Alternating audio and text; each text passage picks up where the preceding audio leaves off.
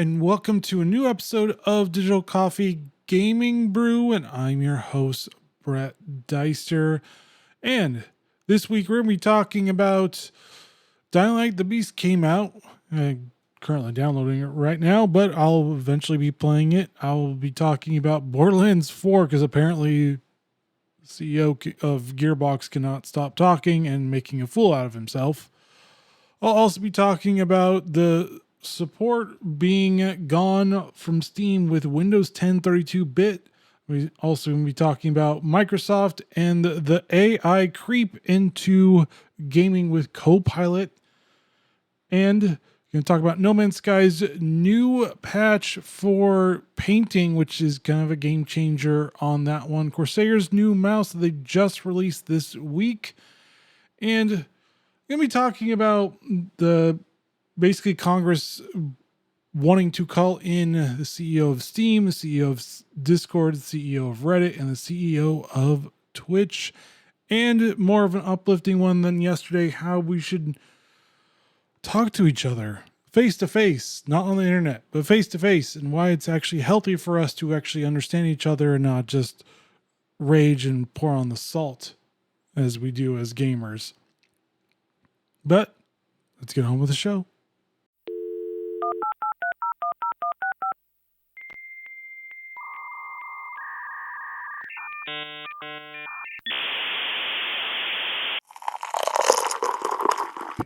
That's good.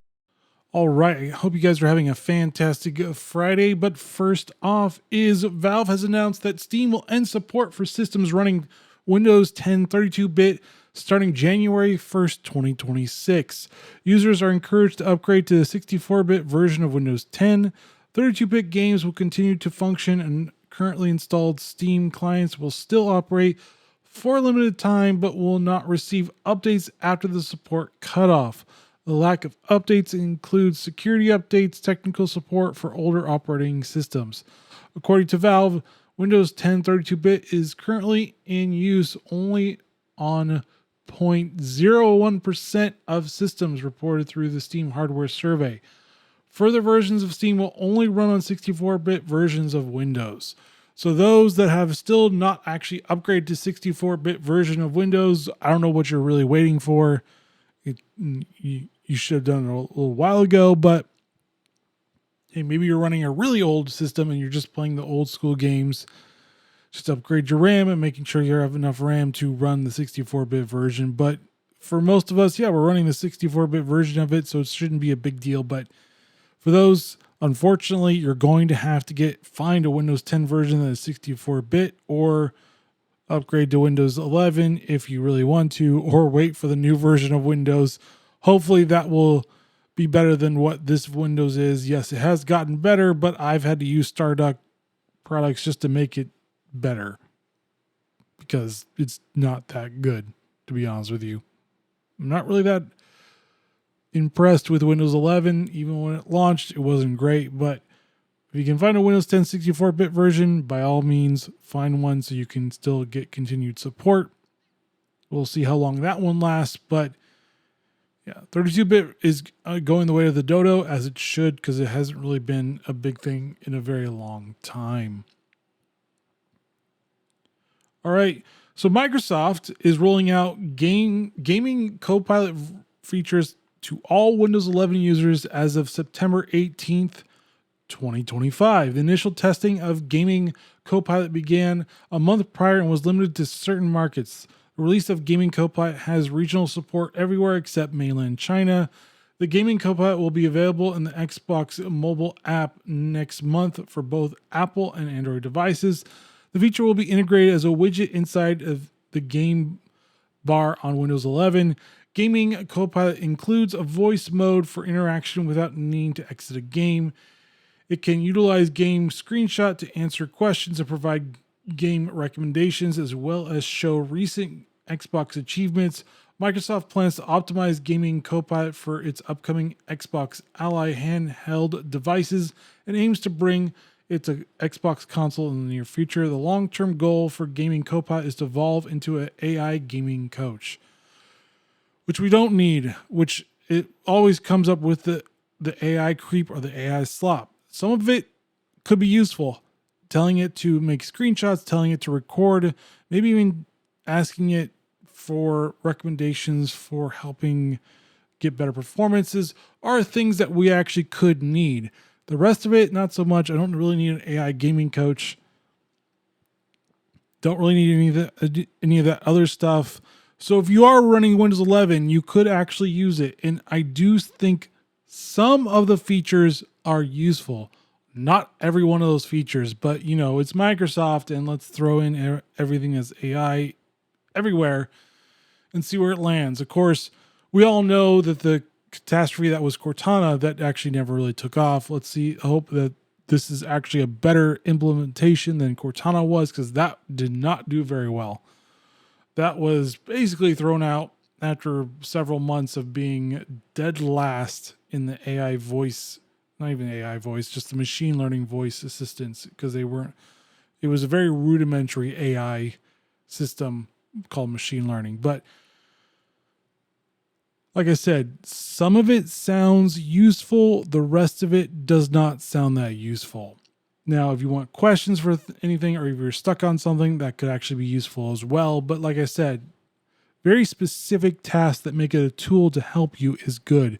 Making an AI coach for stuff isn't really going to be great. And since AI will just tell you everything you want to hear and it's a yes man, I don't really want it or need it. And I'm pretty sure a lot of gamers don't want it or need it. So turn it off if you can, because Copilot is going to be everywhere and we're not really going to be able to do anything about it except for uninstalling it or turning it off is probably the best option for all of us. Plus, we got NVIDIA Shadowplay that usually works most of the time.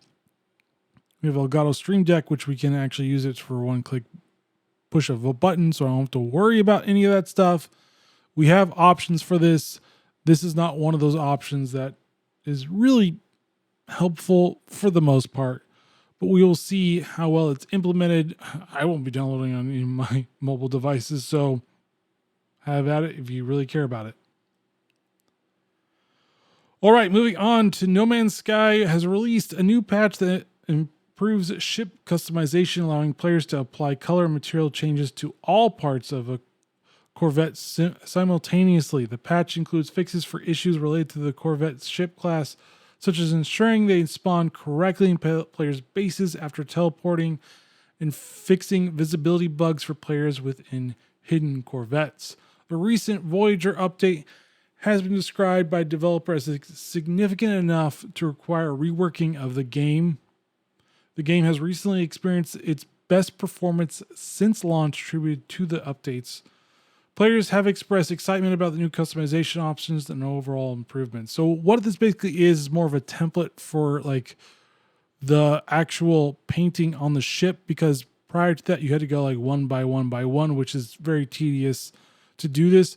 And so this just helps automate that, so you don't actually have to keep on doing it one by one. But this customization has had a renewed interest in playing No Man's Skies, because you can create a home, you can create a Nokia Corvette, a Nokia phone Corvette, or a Thomas the Tank engine Corvette. You can really create anything. I'm pretty sure people are trying to figure out how to do like a Starship Enterprise or any one of the Star Wars type of Corvettes. So we'll see what kind of interesting things people come up with No Man's Sky. But this is probably one of the best games you can get for a fixed price for very, very good updates that it has produced over the years. Like no other game company I know of has produced this many updates for a fixed one-time price.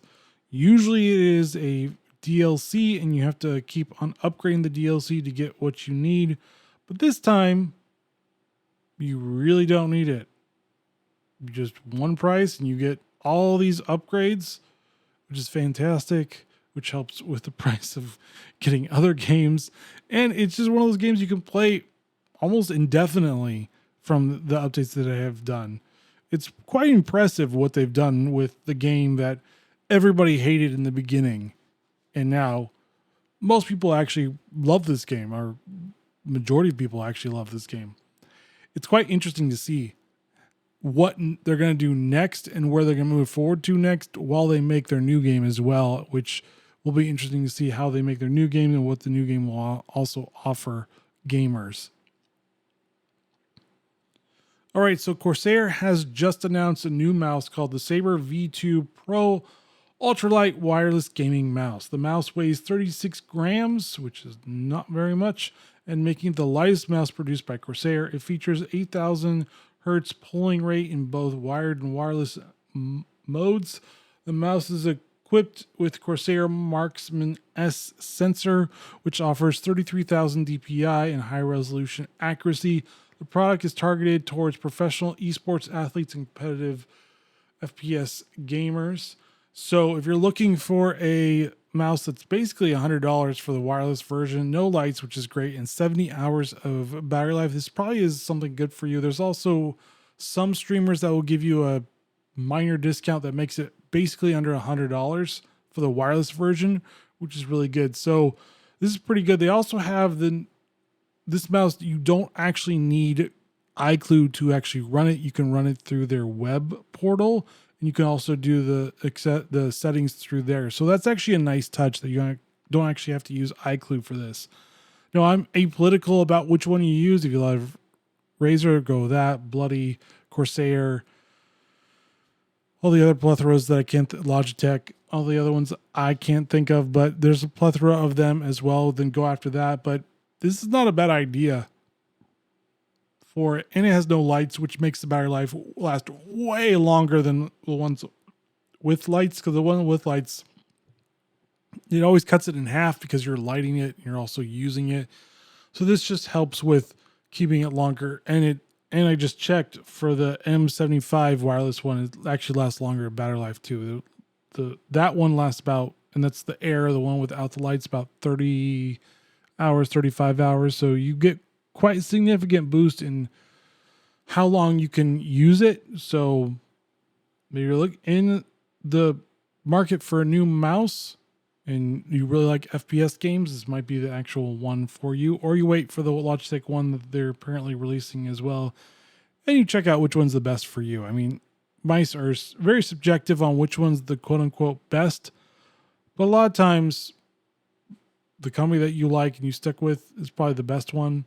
I really can't tell you specifically which one's going to be the best one for you. All right, so Borderlands 4 came out, and oh boy, were we not happy about this game, or really just how unoptimized it was.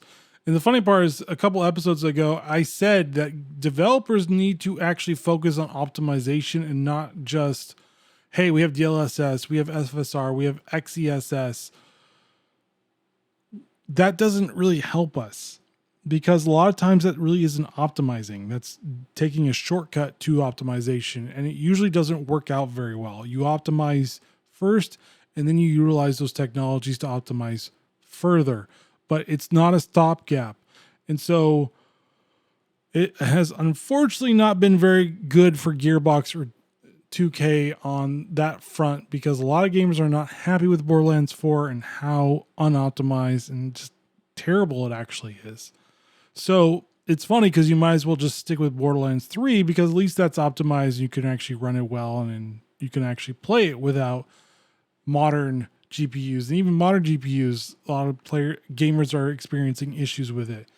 So Randy Pitchford apparently has decided to say, hey, well, if you don't like it, well, you can always just get a refund from Steam. Now, I always said this, and a while ago when Battlefield 5 came out, they said the same thing. And I'm like, do not tell your customers to get a refund or don't buy it.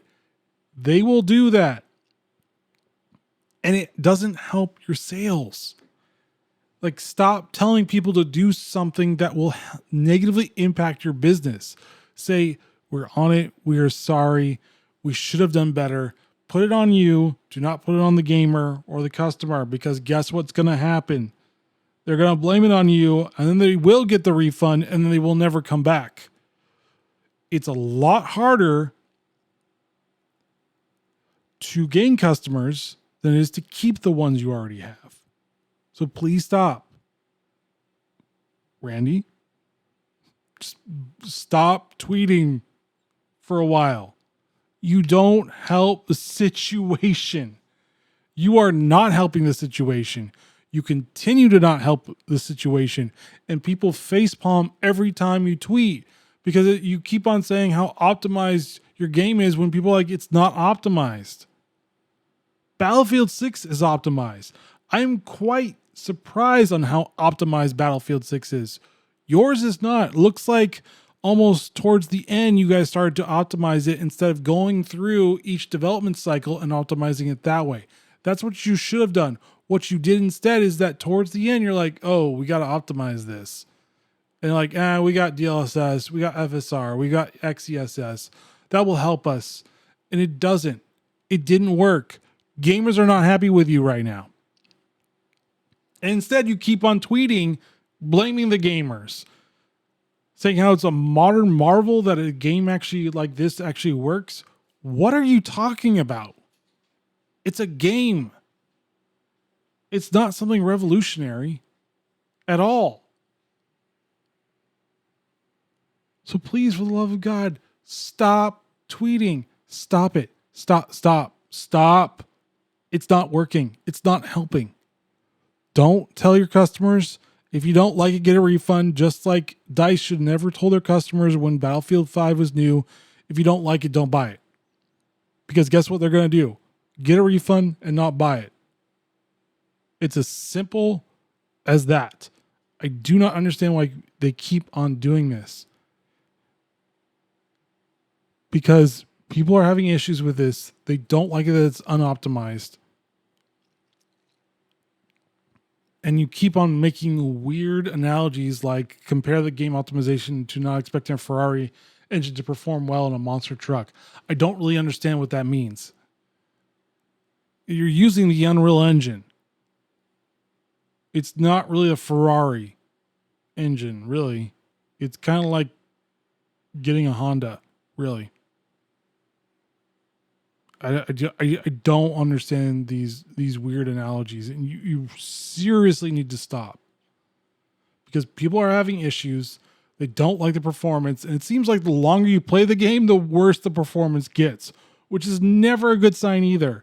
I know that there's a patch coming out, but the optimization should have been happening in the beginning, in the middle, and in the end to make sure that it was optimized.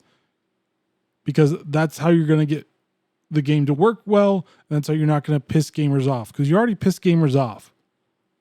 I was really on the fence of really getting it. Because of just some of the comments you made. I'm like, I don't think this is going to be a great game. And it really hasn't been. I don't want to have a headache. I don't have to figure out in the options what to turn off, what to turn on, what's okay, what's not okay. That's just annoying. It's really annoying. So please stop talking. All right. So in the aftermath of the Charlie Kirk assassination, Congress has decided from Congressman James Comer that the chair of the U.S. House Oversight and Government Reform Committee invites Gabe Newell, Human Siddiqui, the CEO of Discord, I can't say his name, Dan Clancy, the CEO of Twitch, and Steve Hoffman, the CEO of Reddit, to testify at a hearing on October 8th.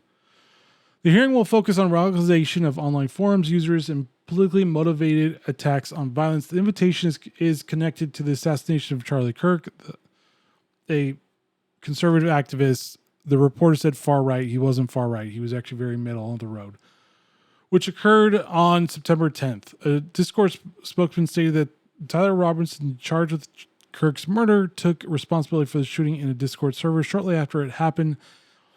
And other independent journalists obtained records showing that the account linked to Robinson has primarily been apolitical about video games, which is true, but there's also a lot of political stuff and a lot of Antifa stuff and a lot of other stuff on Discord servers that would refute that.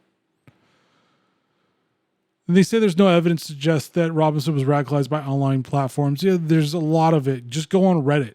Reddit has, and this is a Gallup poll, and I'll pull it up and put it on the show notes for you, is very left. The only one that's actually pretty much 50-50 is X. YouTube is conservative, oddly enough.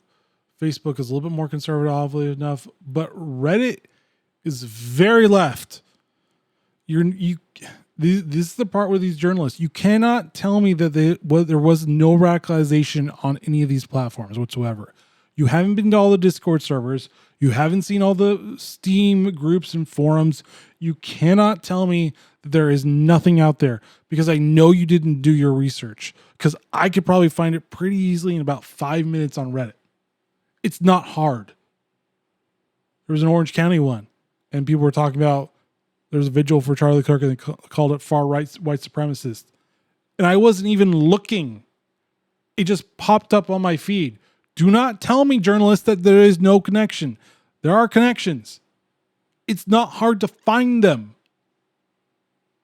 I really wish journalists would do their journalistic work and lay low on the bias. If there's connections, you have to state the connections. There are some connections to it. Yes, we gamers get a little testy and a little haughty when we play games, and I'm fine with that. Now, do video games cause this horrific violence? I would say the majority of gamers, no. Are there a few? Yes. Is it because of gaming specifically? No, there's no evidence to actually support that. And this is where I would agree with journalists on this one. There's no evidence to support that. However, depending on what you've consumed on the internet can eventually affect you. It's just one of those things. Not talking to people on the other side.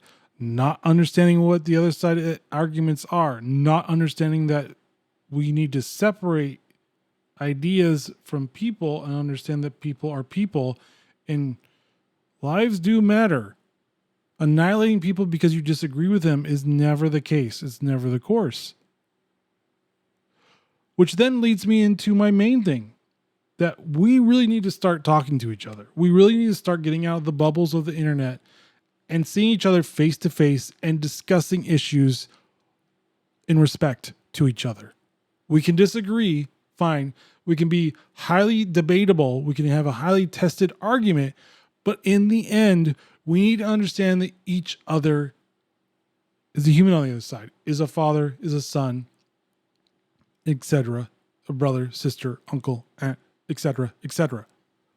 This is the bedrock of understanding each other. This is the bedrock of that we are all Americans.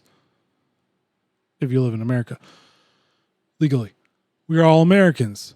We should all respect each other. We should all not want to see each other die from assassinations, murder, etc., school shootings, whatever. We should not accept that. I'm not saying we do legislations that inhibit freedoms or rights that people have,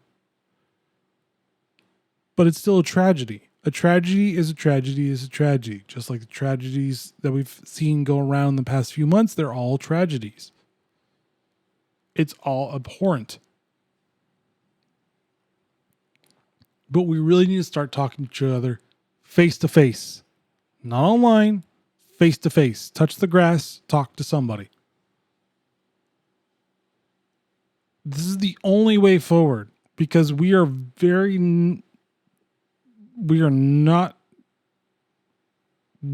just don't like each other over political issues.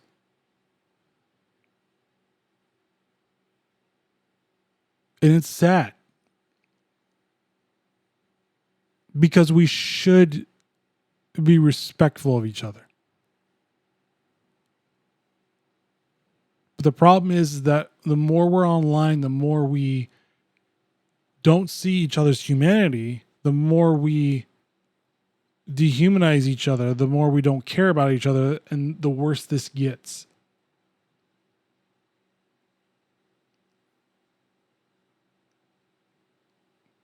And that is a problem. That is a big problem. As gamers, I want all gamers to succeed. I want all gamers to have fun. As a person, I want everybody to succeed. I want everybody to be successful, and I want everybody to have fun in their life. Right, left, whatever. We can disagree on specific things, but I all want you to be fruitful. I all want you to be prosperous. It's just the human thing. I want to see people succeed. And we should say that to everybody. Maybe not the ones that actually commit crimes, because they should actually be punished for it. But those that actually abide by the laws, I want to see succeed. I don't want to see this division. I don't want to see civil war. It's a terrible thing to even suggest, but it's being suggested on both sides. And that does need to stop. We've already been through one in the late 1800s, and it was a horrific thing. I don't think we want to see that again. So, gamers, let's talk to one another respectfully. Let's touch grass and see each other's eyes and faces. And let's agree to disagree, but with respect. And that's all I'm saying. Let's love each other's passions for gaming, whether it's Battlefield 6, Call of Duty. If you love it, fine, whatever. No Man's Skies, whatever. Helldivers 2, great game. Let's bring back the humanity in each other and not hate each other that we want to kill each other. In the real world. In the digital world, fine. Just see who's the better competitor if you play first-person shooter games. But it needs to stop.